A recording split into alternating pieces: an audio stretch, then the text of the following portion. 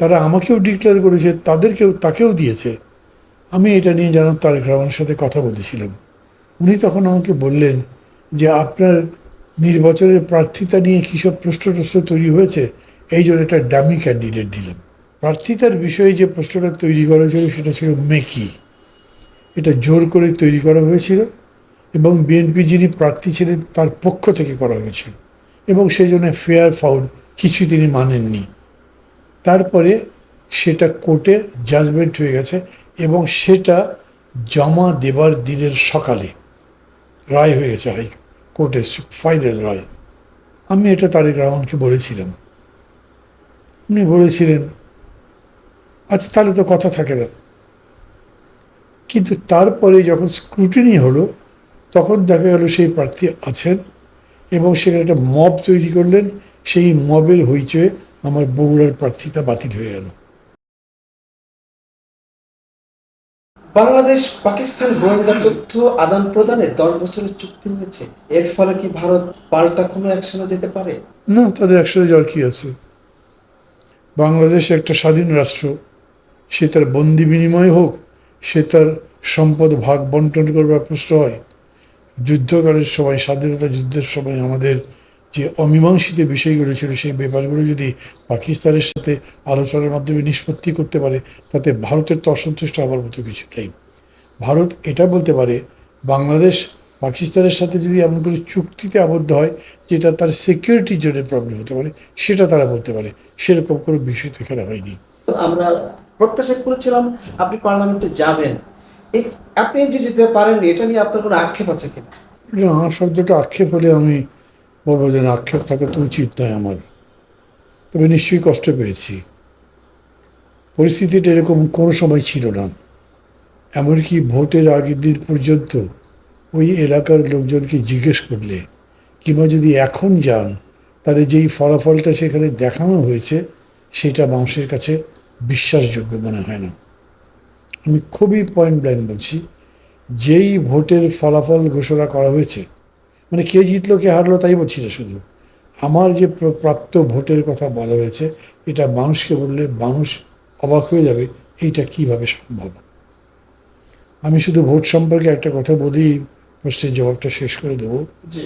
Vote গ্রহণটা ভালো হয়েছে, কিন্তু ভোটের গণনা এবং তার ঘোষণা নিয়ে তো অনেক প্রশ্ন হয়েছে। ঢাকায় এসেও শুনলাম কত প্রশ্ন, বাইরের জেলাগুলির অনেক প্রশ্ন।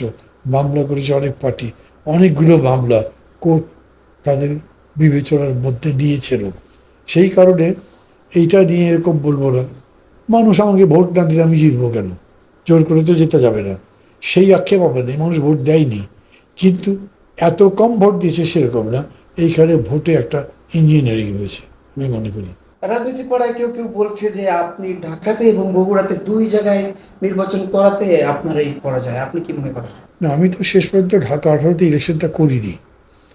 ব্যাপারটা এরকম হয়েছিল, আমাকে যুগপৎ আন্দোলনের প্রার্থী হিসেবে ঘোষণা করা হয়েছিল এবং সেটা চর্চাও চলছিল। সেইভাবে আমার এলাকা তৈরি হয়েছিল, আমি আমার সংগঠন তৈরি করেছিলাম। কিন্তু যখন জমা দিতে গেলাম তখন দেখলাম যে বিএনপির সই করা, আনুষ্ঠানিক অফিসিয়াল সই করা আরেকজন প্রার্থী সেখানে জমা দিয়েছেন। বিএনপির অফিসিয়ালি? আরেকজন প্রার্থী দিয়েছে। জি। তারা আমাকেও ডিক্লেয়ার করেছে, তাকেও দিয়েছে। আমি এটা নিয়ে যেন তারেক রহমানের সাথে কথা বলতেছিলাম। উনি তখন আমাকে বললেন যে আপনার নির্বাচনের প্রার্থিতা নিয়ে কী সব প্রশ্ন তৈরি হয়েছে, এই জন্য একটা ডামি ক্যান্ডিডেট দিলেন। প্রার্থিতার বিষয়ে যে প্রশ্নটা তৈরি করা হয়েছিল সেটা ছিল মেকি। এটা জোর করে তৈরি করা হয়েছিল এবং বিএনপি যিনি প্রার্থী ছিলেন তার পক্ষ থেকে করা হয়েছিল এবং সেই জন্য ফেয়ার ফাউল কিছুই তিনি মানেননি। তারপরে সেটা কোর্টে জাজমেন্ট হয়ে গেছে এবং সেটা জমা দেবার দিনের সকালে রায় হয়ে গেছে হাইকোর্টের ফাইনাল রায়। আমি এটা তারেক রহমানকে বলেছিলাম। উনি বলেছিলেন আচ্ছা তাহলে তো কথা থাকে না। কিন্তু তারপরে যখন স্ক্রুটিনি হলো তখন দেখা গেল সেই প্রার্থী আছেন এবং সেখানে একটা মব তৈরি করলেন। সেই মবের হইচয়ে আমার বগুড়ার প্রার্থিতা বাতিল হয়ে গেল। এখন বগুড়ার প্রার্থিতা বাতিল হলো যেই ফর্মে, একই ফর্ম আমি ঢাকায় জমা দিয়েছিলাম। আমি জমা দিলাম কেন? যখন আমি দেখছি যে বগুড়া নিয়ে কনফিউশনটা হয়েছে, তখন আমি ঢাকায় একটা অপশন তৈরি করবার জন্য জমা দিলাম। আমি এটাও তারেক রহমানকে জানিয়েছিলাম যে আমি দিয়েছিলাম। আমাকে জিজ্ঞেস করেছিলেন, আপনি কি ঢাকায় করতে চান? আমি বললাম, করতে চাই বললে ঠিক বলা হলো না, তবে যদি আপনার সমস্যা মনে হয় যে ওখানে দিতে পারছেন না, আমি একটা অপশন ওপেন করলাম, চয়েস আপনার, আপনি যেটা করেন। এরপরে আমাকে আর কিছুই বলা হয় নাই। ওই প্রার্থী তার মতো প্রচার করেছেন, আমি আমার মতো প্রচার করেছি। আমি দুই জায়গায় ভোট করবো এরকম ভেবেছিলাম, কিন্তু ঢাকা 18 ভোট করতে গিয়ে আমার মনে হলো সেক্ষেত্রে আমাকে বগুড়া বাদ দিতে হবে। আমি বগুড়া বাদ দিতে চাইনি। আমি যখন বগুড়া গেলাম, তখন মনে হলো বগুড়া থেকে আমার ফিরে গেলে আবার আসা যাবে না, সো আমি বগুড়াতেই থেকে গেলাম। ওইখান থেকেই আমি ঘোষণা করলাম, আনুষ্ঠানিকভাবে চিঠি দিয়ে জানালাম যে আমি ঢাকা 18তে আর করছি না। সো আমি দুই জায়গায় নির্বাচন কিন্তু করিনি। প্রস্তাবটি যেরকম করলে বিষয়টা তা নয়, আমি করব মনে করেছিলাম। পরে যেহেতু বিএনপির বা যুগপত যে যুথবদ্ধতা ছিল, সেইখানে যেহেতু কোনো সিদ্ধান্ত হলো না, অতএব আমি আবার নিজের নির্বাচনী এলাকা বগুড়াতেই রয়ে গেলাম। গুঞ্জন উঠেছিল বর্তমান মাননীয় প্রধানমন্ত্রী তারেক রহমান আপনাকে ধৈর্য ধারণ করতে বলেছিল, কথাটা কতখানি সত্য? এরকম কোনো কথা না।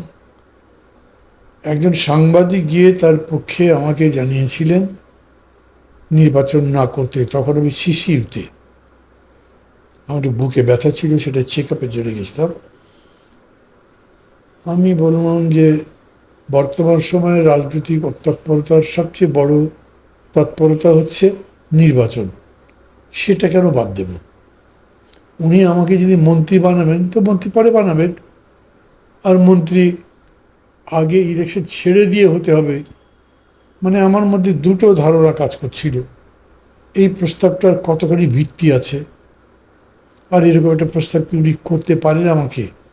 আমি তখন না বলেছি যে না, এটা করব না। বিএনপির পক্ষ থেকে বলা হয়েছিল যে জাতীয় সরকার গঠন করা হবে, আপনি কি মনে করেন বিএনপি জাতীয় সরকার করতে পেরেছে? না, এটা কোনো জাতীয় সরকার নয়, এটা বিএনপির সরকার। বিএনপি তার সরকারের মধ্যে অন্যান্য দল থেকে দুই একজন নিয়েছে, এই এটা বিএনপি সরকার। আপনি যে করোনা রাষ্ট্রের কথা বলেন, করোনা রাষ্ট্রের স্বপ্ন দেখেন, সেটা বাস্তবায়ন করতে আপনার আপনার জায়গা থেকে এখন কি করতে চান এবং সরকারকে আপনি কি পরামর্শ দেবেন? প্রথম কথা হচ্ছে যে কল্যাণ রাষ্ট্রের কথা তো সবাই বলে, বিএনপিও বলে, জামাত ইসলাম বলে, যে আওয়ামী লীগের তৎপরতা বন্ধ করা হয়েছে তারাও বলে। সবাই বললেও তো কল্যাণ রাষ্ট্রের দিকে দেশ যাচ্ছে না। ধরেন, দেশটা কল্যাণ রাষ্ট্রের দিকে যাচ্ছে কিনা সেটা দেখবার একটা অন্যতম জায়গা হচ্ছে বাজেট। বাজেট তো আমাদের সামনে। জি। আগামী বাজেটে জনগণের কল্যাণের বিষয়টা বড় প্রাধান্য পাবে। যতগুলো লেখা মন্ত্রী এমপিদের স্টেটমেন্ট বক্তৃতা ছাপা হয়েছে, কোনো জায়গাতে এই কথার উল্লেখ নেই। একটা বিশেষ পরিস্থিতিও তৈরি হয়েছে, সেটা হচ্ছে ইরান যুদ্ধ, এদিকে একটা হাম, একটা বাজেট তৈরি করবো যে তার টাকাই নেই। হুলস্থুল রকম অ্যাম্বিশাস বাজেট একটা চিন্তা করা হচ্ছে, এবং সেই বাজেটের মধ্যে তাদের নির্বাচনী যে অঙ্গীকার সেটা বাস্তবায়নের উপরে জোর দেওয়া হচ্ছে। এই নির্বাচনী অঙ্গীকারের মধ্যে কিছু কল্যাণমূলক কর্মসূচি আছে। আমি প্রথম বলবো, এই বাজেটটাকে যদ্দূর সম্ভব বাস্তবসম্মত করেন, প্র্যাগমেটিক করেন, প্রায়োগিক করেন। এনবিআরকে বলা হয়েছে 6 লক্ষ কোটি টাকার মতো কালেক্ট করতে হবে, কিন্তু হবে না। বিজনেস পিপল অলরেডি বলেছে যারা ট্যাক্স রেগুলার দেয় তাদের উপর আর ট্যাক্সের বোঝা চাপাবেন না, আপনি ট্যাক্সের জাল বড় করেন। সরকার ট্যাক্সের জাল বড় করবার সবাই কোথায় আছে? আর করতে তো পারে নাই। ফলে আবার ওদের উপরেই কর বাড়বে, সেই কর জনগণের উপরে চাপবে। আমি এটার মধ্যে কল্যাণ রাষ্ট্রের ব্যাপার দেখতে পাচ্ছি না। সরকার পক্ষ বক্তৃতায় বলতে পারে আমরা কল্যাণমুখী অনেক কর্মসূচি গ্রহণ করেছি। আমি সরকারকে বলবো পুরো বিষয়টা ভেবে একটা পদক্ষেপ নেন। ঠিক আছে ভাইয়া, এবার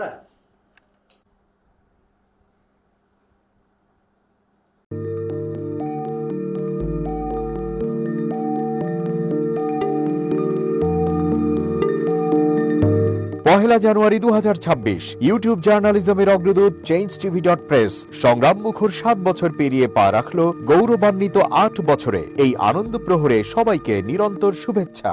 আমি নিজেকে ধন্যবাদ মনে করি, আমি সৌভাগ্যবান। চেঞ্জ টিভির পক্ষ থেকে আমার সাক্ষাৎকার নেওয়ার জন্য তারা আসছেন এবং চেঞ্জ টিভি দীর্ঘ 8 বছর ধরে এই কাজগুলি করছে। আমি তারা অনেক ভালো কাজ করেছেন, দেশের মানুষের সুখ দুঃখের কথা প্রত্যক্ষ তুলে ধরছেন।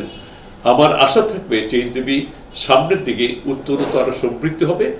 একটাই শুধু আমাদেরকে উপদেশ দিতে চায় তাদের কাছে, সেটা হচ্ছে সত্য কথাটা মানুষের সামনে তুলে ধরা, মানুষের ভিতরে কি চায় তাদেরটা তুলে ধরা, মানুষের প্রত্যাশা তুলে ধরা এবং মানুষের মধ্যে এই যে দেশাত্মবোধটা এবং সত্যবাদীটা এটা জাগরণ করে চেঞ্জ টিভি সামনের দিকে এগিয়ে যাবে।